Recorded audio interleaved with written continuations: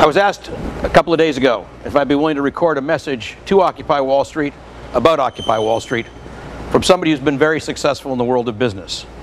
As many of you know, my name is Ronaldo Brudico. I'm president and founder of the World Business Academy. And one of the reasons I agreed to do this is because I am so grateful, and I believe all of the business community should be as well. I am so grateful for Occupy Wall Street. What they have done is returned the conversation to the issues that we need to discuss. They've returned the conversation to what's really important in this country and frankly for this economy. So many of the people in the business community, you should know, are completely aware that what's gone on in the financial sector has been crazy. And that it needs to be different is also clear.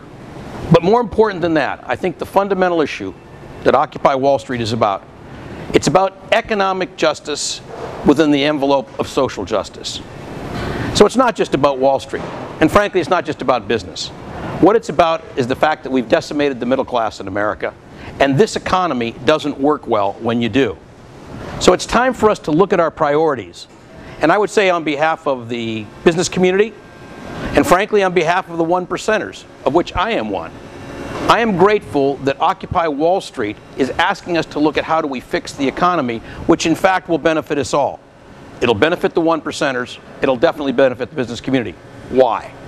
Because the U.S. economy, and I would argue the economy of the Western democracies, does not work without a vibrant middle class.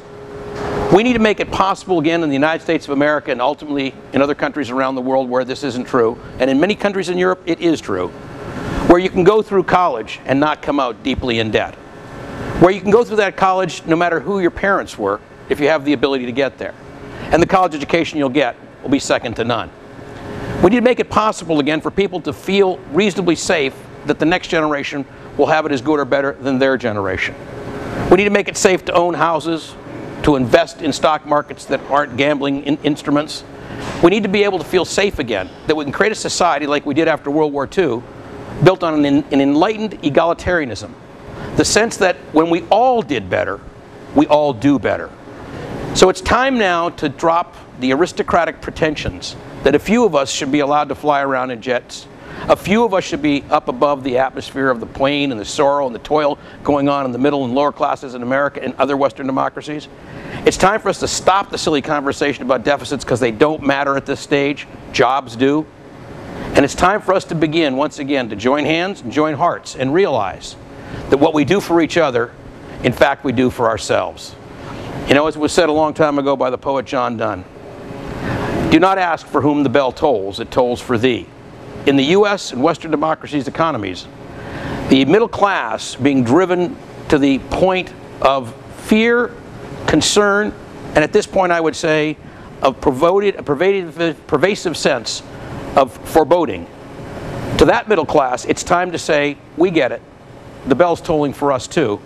We will all be better off. And I'll leave you with just this one last thought. The highest ratio of deficit ever to GNP in the history of the United States was recorded in 1946. It was so high that no one could conceive of how we'd ever pay the debt off.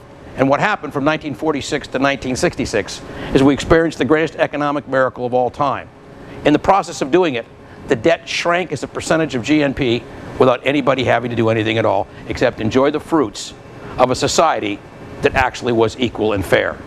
It's time for us to return to that society again, and when we do, we'll create wealth at every level that we've never ever seen before, and we'll find that all the choices that we thought were trade-offs really aren't.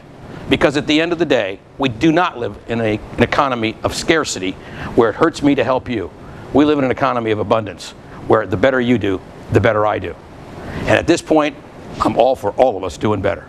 Thanks very much for listening, and I wish you all the best of luck on Wall Street and all the other Occupy Wall Street movements around the globe. Thank you.